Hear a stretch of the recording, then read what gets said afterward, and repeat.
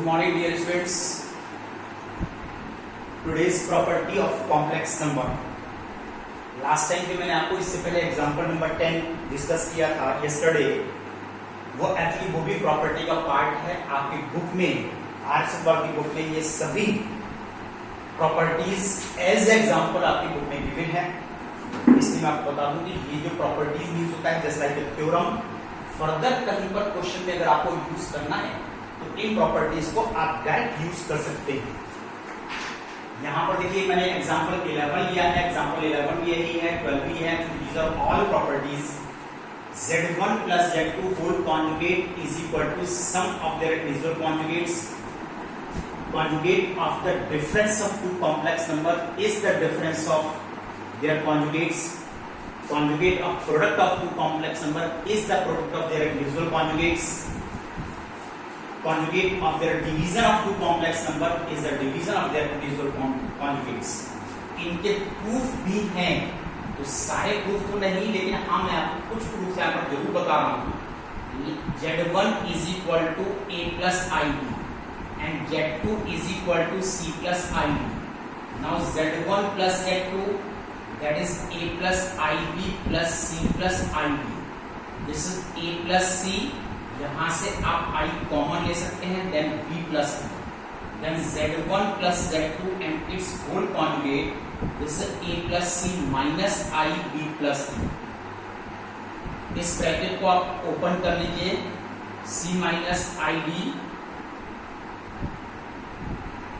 Now what is A minus IB? This is Z1 conjugate and this is Z2 conjugate. और इस तरह से ये आपके पास प्रूफ हो जाता है। सिमिलरली आप सेकंड पार्ट भी कर सकते हैं, थर्ड भी कर सकते हैं। Now C fourth part, Z1 upon Z2 whole conjugate is the division of their individual conjugates. इसको करने के लिए देखिए यहाँ पर मेथड दूसरा हम यूज कर रहे हैं। Z1 upon Z2 is equal to Z3, then Z1 is equal to Z2 into Z3, Z1 conjugate is equal to Z2 into Z3 conjugate। और इसमें इस प्रॉपर्टी नंबर थर्ड पार्ट का आपने यूज कर लिया, तो क्या Z1 conjugate into Z3 conjugate. Now Z3 conjugate is equal to Z1 conjugate upon Z2 conjugate. और यहाँ पर Z3 की वैल्यू आप यूज कर लीजिए, यह आ जाता है Z1 upon Z2 whole conjugate is equal to Z1 conjugate and Z2 conjugate. इस तरह से आपको सभी प्रॉपर्टी के प्रूफ आपको यहां पर तैयार करने हैं। चलिए देखिए प्रॉपर्टी नंबर 12, एग्जांपल 12। इसमें किस प्रॉपर्टी को एक्सप्लेन किया गया है? ये सभी कॉन्जुगेट की प्रॉपर्टी की, इसी तरीके से सभी मॉडुलस की प्रॉपर्टीज भी आपके सामने आएंगी। Now see example number 13।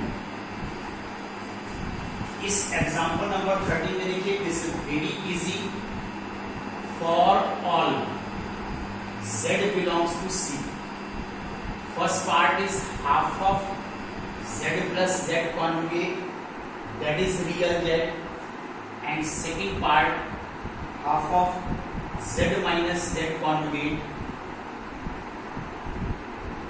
This is half of 1 upon 2i z minus z conjugate, that is imaginary of z. ये आपको देखिए यहाँ पर ये प्रूफ करना है। Let z is equal to a plus ib, z conjugate a minus ib by adding z plus z conjugate, that is 2a, then half of z plus z conjugate, this is only a which is real z. देखिए z अगर a है तो a part को हम real z बोलते हैं, इसलिए आप इसको रियल z कह सकते हैं। Similarly z minus z conjugate, that is a plus ib minus a minus ib, that is twice of ib, then 1 upon 2i z minus z conjugate, this is 1 upon 2i, that is 2ib, यहाँ से 2i cancel है, that is b which is imaginary z। इतने part को, b part को आप imaginary z कहते हैं।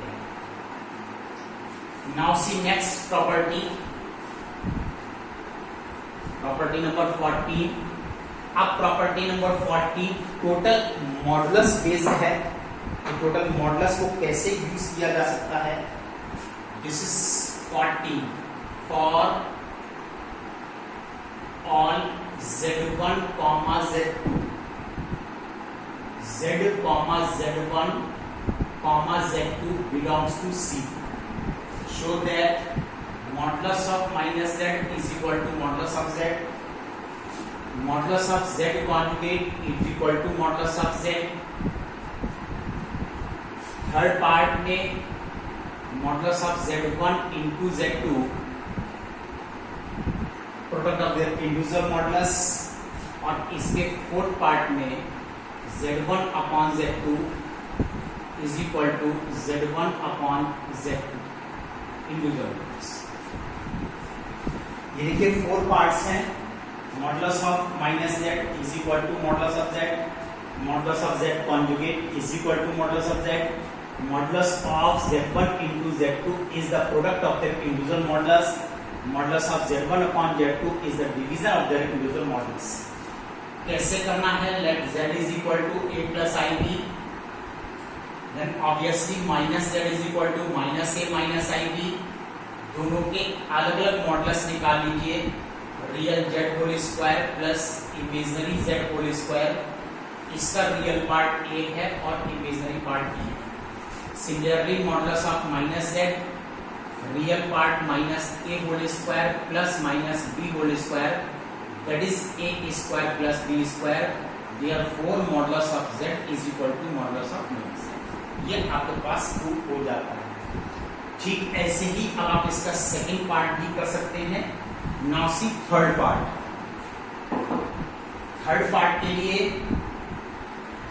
Late Z1 is equal to A plus IB, Z2 C minus ID, then Z1 into Z2, इनको आपस में मल्टीप्लाई कीजिए, that is AC IAD IBC plus BD, then AC plus BD minus I is common, that is AD minus BC। इस तरह से हमारे पास ये फिर से स्टैंडर्ड फॉर्म में अरेंज हो जाता है। अब हमने यहाँ पर इसका मॉडुलस निकाल लिया, square root of AC plus BD whole square and plus minus AD plus BC whole square.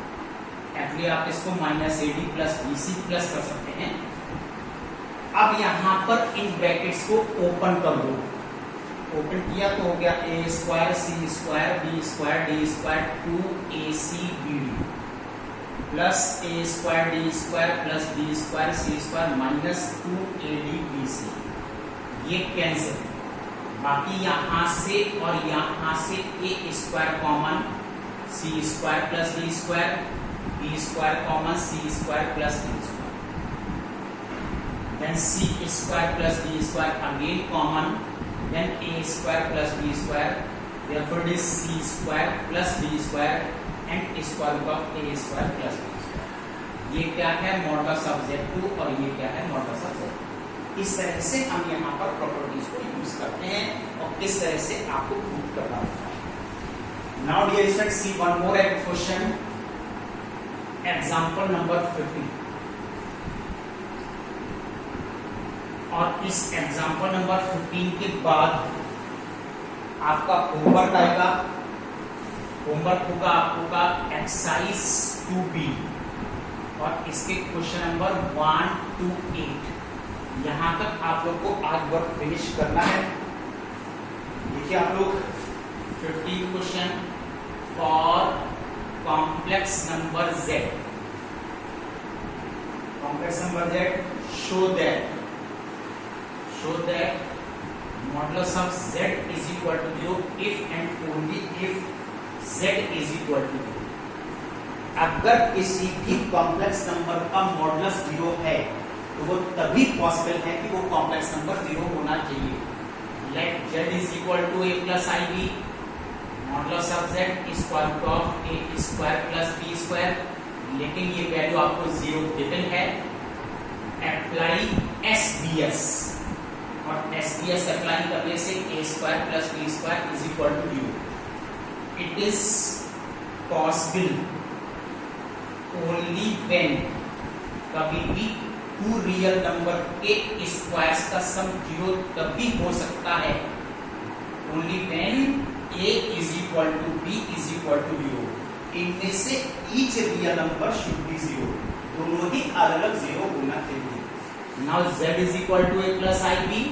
अब अगर आप इसमें वैल्यू 0 पुट कर देते हैं तो यहाँ पर देखिए इसकी वैल्यू 0 आ जाती है. Therefore this complex number is 0. So dear students, keep revising. That's all today. Thank you.